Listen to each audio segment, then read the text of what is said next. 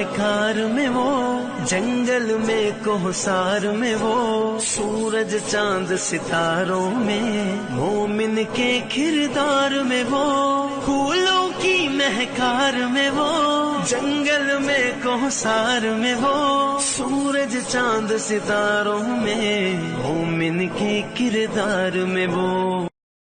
بسم اللہ الرحمن الرحیم، والصلاة والسلام علی رسولہ الکریم وعلی آلہ وصحبہ اجمعین۔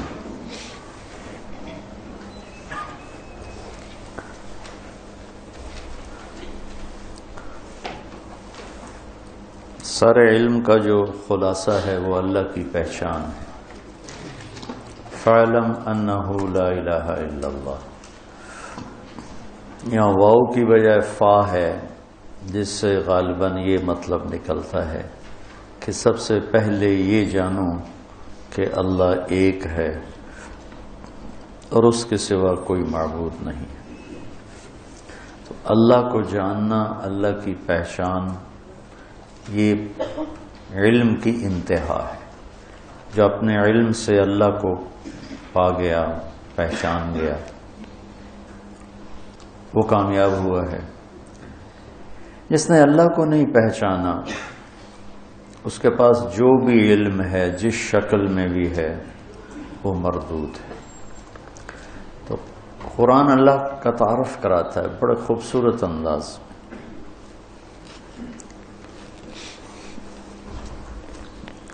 مولانا الیاس صاحب رحمۃ اللہ علیہ جب دعوت کا کام شروع کیا تو اللہ کے تعارف سے بات شروع کی۔ جو پہلے علماء، صالحین، صوفیاء، اکابر جو واعظ و نصیحت فرما رہے تھے، وہ فوکس فرماتے تھے اعمال پر۔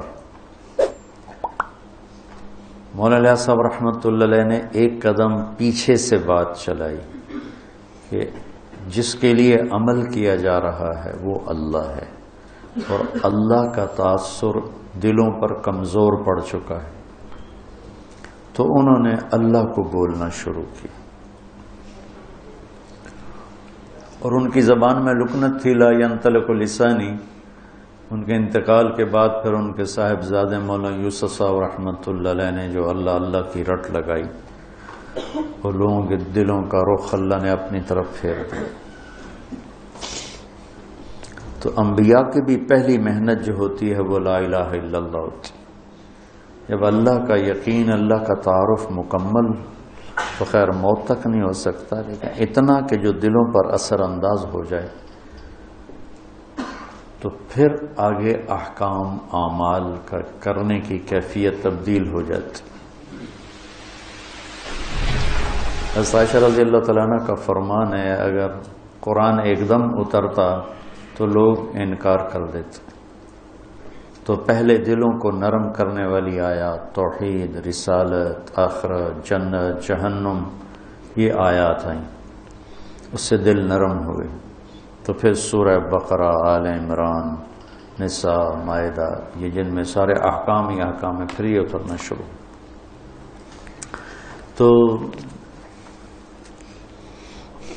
تیسرے پارے میں ایک آیت ہے، آیت الکرسی۔ یہ اللہ کا، اس کو اعظم آیت کہا جاتا ہے، اطول نہیں، اعظم۔ اطول تو ہے اذا تداینتم بدین الی اجل مسمی، یہ اعظم آیت فی القرآن ہے کہ اس میں اللہ کے نام کا تکرار ایک آیت میں، ابھی میں آپ کو گن کے سناتا ہوں کہ کتنا ہے۔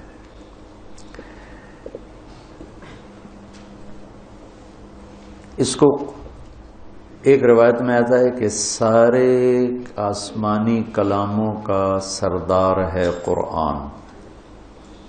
سارے آسمانی کلام، کتابیں، ان کا سردار ہے قرآن، اور قرآن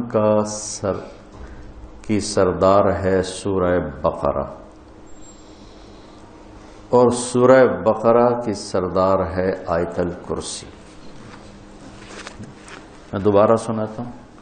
سارے آسمانی ساری آسمانی کتابوں کا سردار ہے قرآن، اور قرآن کی سردار ہے سورہ بقرہ، اور سورہ بقرہ کی سردار ہے آیت الکرسی۔ یہ اعظم آیت اذا تداینتم بدین اطول آیت فمن یعمل مثقال ذرة خیرا یرہ ومن یعمل مثقال ذرة شرا یرہ۔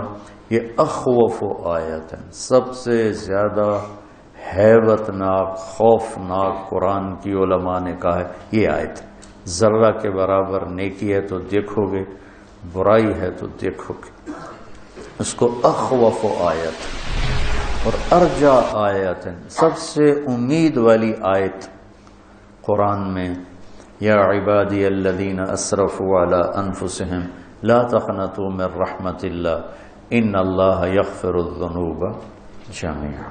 اس کو ارجا آیت ہے، سب سے امید والی آیت اور سب سے عدل والی آیت۔ اعدل آیت ان اللہ یأمر بالعدل والاحسان وایتاء ذی القربى وینہی عن الفحشاء والمنکر والبغی یعظکم لعلکم تذکرون۔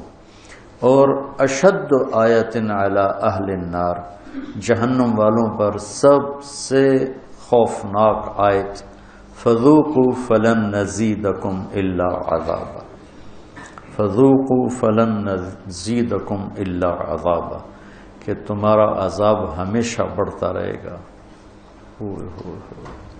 اور جنت والوں کے لیے سب سے زیادہ خوشخبری والی آیت، لہم ما یشاؤون فیہا ولدینا مزید۔ ادھر لن نزیدکم، ادھر مزید، دونوں جگہ ایک ہی مصدر اور ایک ہی مادہ استعمال کیا گیا ہے کہ فلن نزیدکم الا عذابا اور لہم ما یشاؤون فیہا۔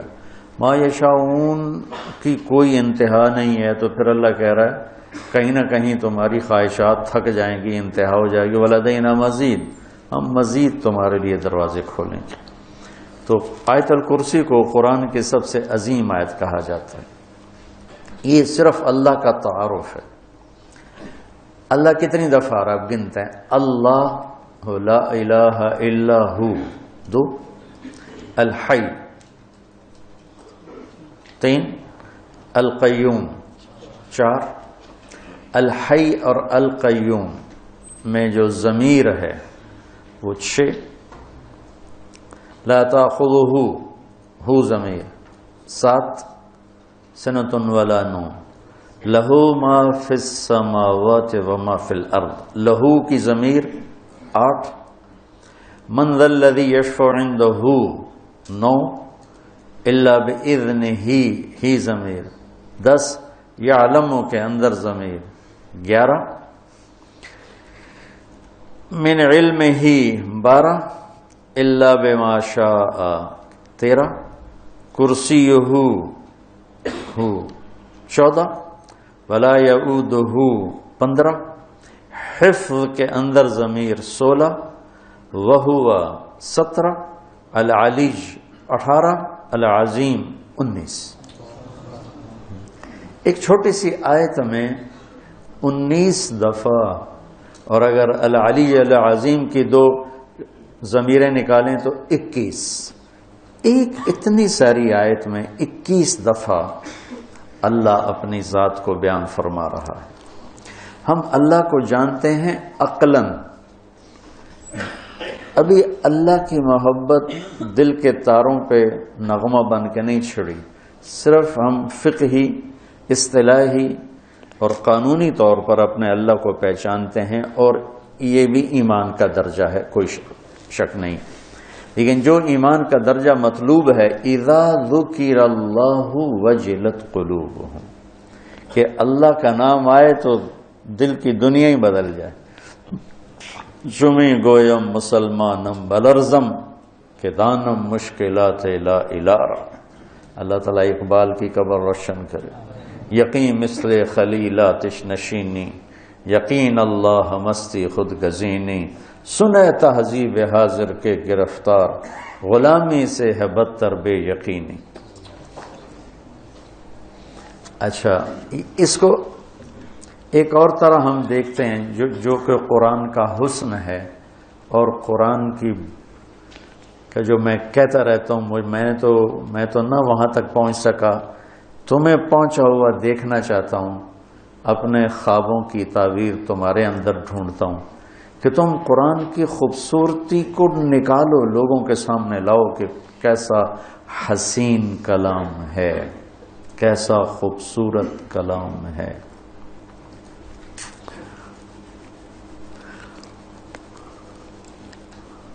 اللہ لا الہ الا ہو، اللہ اپنا تعارف کروا رہا ہے۔ الحی القیوم، ہمیشہ زندہ، ہمیشہ قائم۔ لا تأخذہ سنۃ ولا نوم، لا ینأس ولا ینام تو نہیں کہا، چونکہ وہ طاقتور مفہوم لا ینام میں نہیں پیدا ہوتا۔ لا ینام میں نفی نہیں ہے کہ نیند سے پاک ہے، لا ینام میں یہ احتمال ہے، نیند آتی ہے کنٹرول کر لیتا ہے، اونگ آتی ہے کنٹرول کر لیتا ہے۔ لا تأخذہ کے اندر نفی ہے کہ وہ نیند سے پاک ہے اور وہ اونگ سے پاک ہے، اور کوئی اس کے سامنے دم نہیں مار سکتا اس کی اجازت کے بغیر، اور وہ آگے بھی جانتا ہے پیچھے بھی جانتا ہے، جتنا وہ چاہتا ہے اتنا اپنے علم میں سے دیتا ہے۔ اس کی کرسی نے زمین آسمان کو گھیرے میں لیا ہوا ہے، اس سب کو کی حفاظت اس کو تھکاتی نہیں، اور وہ بلند ہے، عظیم ہے۔ ٹھیک ہو؟ اب ذرا ان جملوں میں آپ غور کریں کہ یہ آپس میں جڑے ہوئے کیسے ہیں۔ الحیش القیوم، یہ آخری جملہ العلیج العظیم، یہ دونوں آپس میں جڑے ہوئے ہیں۔ الحی القیوم، العلیج العظیم، غور کرنا۔ لا تأخذہ سنۃ ولا نوم، لا یؤودہ حفظہما، یہ آپس میں جڑے ہوئے ہیں، ایک مفہوم دے رہے ہیں۔ ٹھیک ہے، لا تأخذہ سنۃ ولا نوم، اور ادھر لا یؤودہ حفظہما۔ کوئی سمجھ میں ابھی آ رہا ہے کہ نہیں؟ جوڑ سمجھ میں آ رہا ہے؟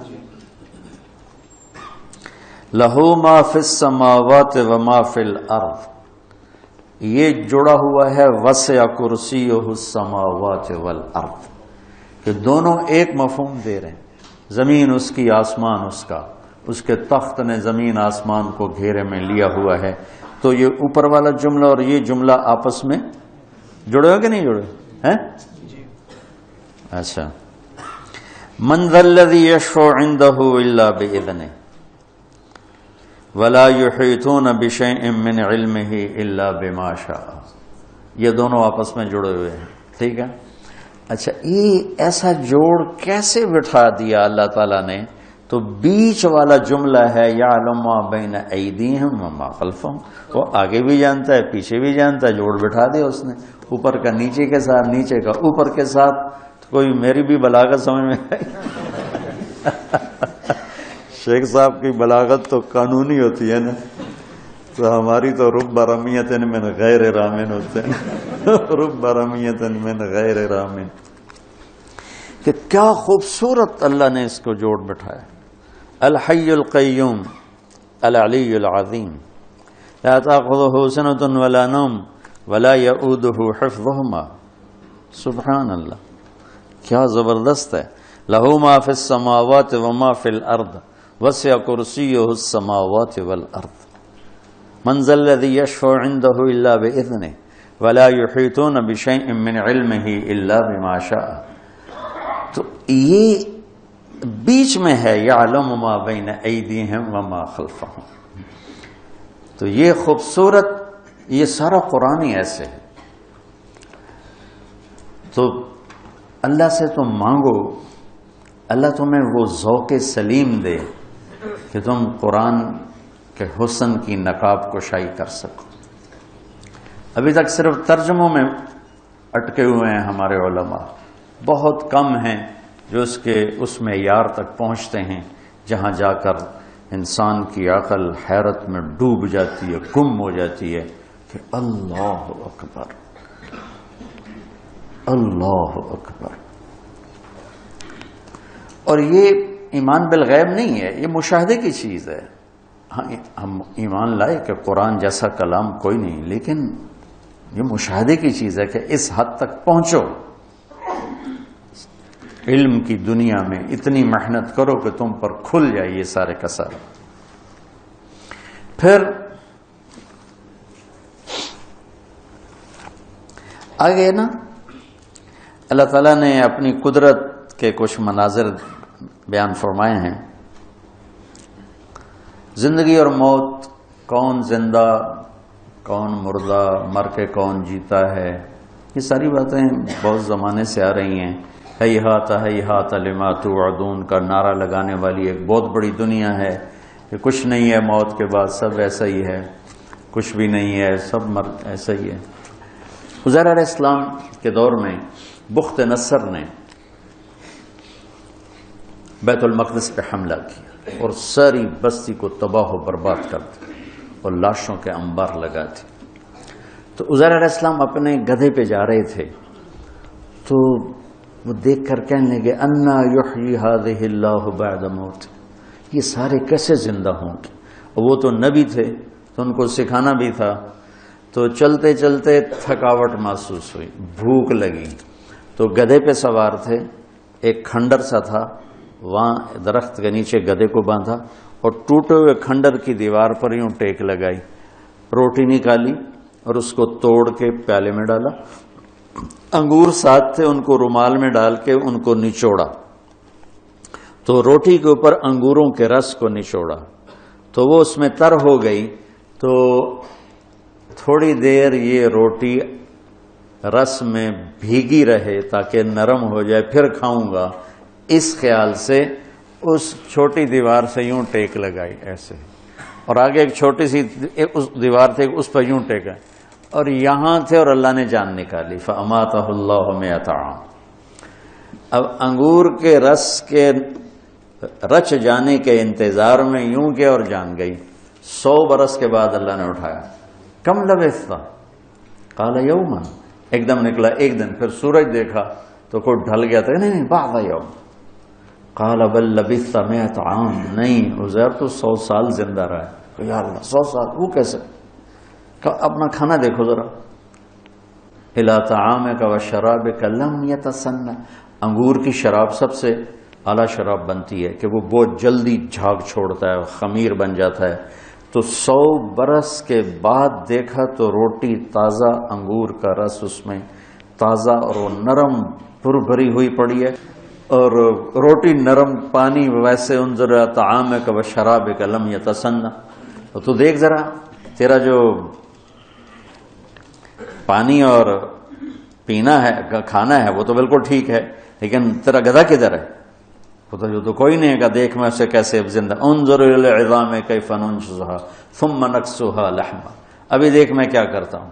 تو اللہ تعالیٰ کا جو امر آیا تو زمین پہ جو اس کو جو مٹی بن چکی تھی ہڈیاں، وہی ہڈیاں بن کے زندہ ہو گئیں اور ڈھانچہ بن گئے، اس کے اوپر گوشت چڑھا، اس کے اوپر یہ سارا پروسیس عزیر علیہ السلام نے آنکھوں سے دیکھا، سارا گدھا مکمل ہوا۔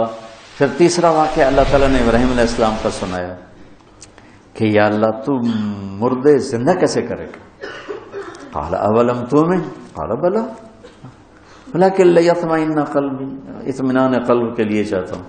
کہ فخذ 4 من الطیر وصرهن الیک ثم اجعل على كل جبل منهن جزءا ثم ادعهن سيأتينك سعيا، کہ 4 پرندے لے لے۔ وہ کوئی 4 پرندے تھے، مفسرین نے لکھے ہیں، کوئی کہتا ہے مور تھا، کبوتر تھا، فاختہ تھی، کوا تھا، جو بھی تھے، بہرحال 4 پرندے تھے، اس سے کوئی بحث نہیں کہ کون سے تھے۔ ان کو اپنے سے مانوس کر لیا، پھر اس کے بعد ان کو کاٹا اور ان کے کیما کر کے بوٹیاں ملا دی، اور ایک حصہ یہاں، ایک یہاں، ایک یہاں، ایک یہاں۔ تو اللہ تعالیٰ نے کہا یاتینک سعیا، یہ نہیں کہا یاتینک طیرا، اڑتے ہوئے تیرے پاس آئیں گے، نہیں، سعیا چلتے ہوئے آئیں گے ایسے، تاکہ تو اچھی طرح تسلی کر کے دیکھ لے کہ جو تیرا رب کر رہا ہے کیسا کر رہا ہے۔ تو وہ بھاگتے ہوئے آئیں گے، اڑتے ہوئے نہیں آئیں گے۔ پرندہ تو اڑتا ہے، اللہ نے کہا نہیں اڑاؤں گا نہیں، چلاؤں گا۔ اور گردن کے بغیر، گردنیں ہاتھ میں، اور بلاؤ ان کا مور آ جائے تو اس کے اجزاء اوپر اٹھے، جمع ہوئے، مور بنے، دھڑ سر کے بغیر وہ چلتا آ رہا ہے، تاکہ ابراہیم علیہ السلام اچھی طرح دیکھ لیں۔ اڑتے ہوئے آئے تو شاید وہ تیزی کی وجہ سے پورا پتہ نہ چلے، تو اس طرح ہے، اس طرح۔ تو جب وہ گردن 7 فٹ کی تو 7 ہی فٹ ہوگی، ہر ایک کی گردن فٹ کرتا ہے کہ وہ فٹ ہوگی۔ مولانا نظر الرحمان صاحب سے سنا، میں نے خود نہیں پڑھا، کہ وہ جب وہ مور آیا تو کوے کی گردن آگے کر دی تو اس نے گردن یوں کر دی، پھر اس نے وہ کبوتر کی گردن یوں کر دی، پھر جب مور کی تو اس نے گردن بیچ میں گھسیڑ دی تو زندہ ہو گیا۔ تو اللہ تبارک و تعالی اپنی قدرت سے جو چاہے کر کے دکھاتے۔ لا لا لا کے ساتھ ساری مخلوق کی نفی ہو جاتی ہے کہ لا کے تلوار کے نیچے ہر چیز کی نفی ہے، الا اللہ کے ذریعے صرف اللہ کی ذات کا اس بات ہے کہ کرنے والا صرف اللہ ہے۔ لا کے نیچے اوپر 7ویں آسمان نہیں، عرش سے لے کر تحت الثری تک ہر چیز اس مالک کے سامنے بے بس ہے۔ جو لا کہا وہ لا ہوا، وہ لا بھی اس میں لا ہوا، جز لا ہوا، کل لا ہوا، پھر کیا ہوا، اللہ ہوا۔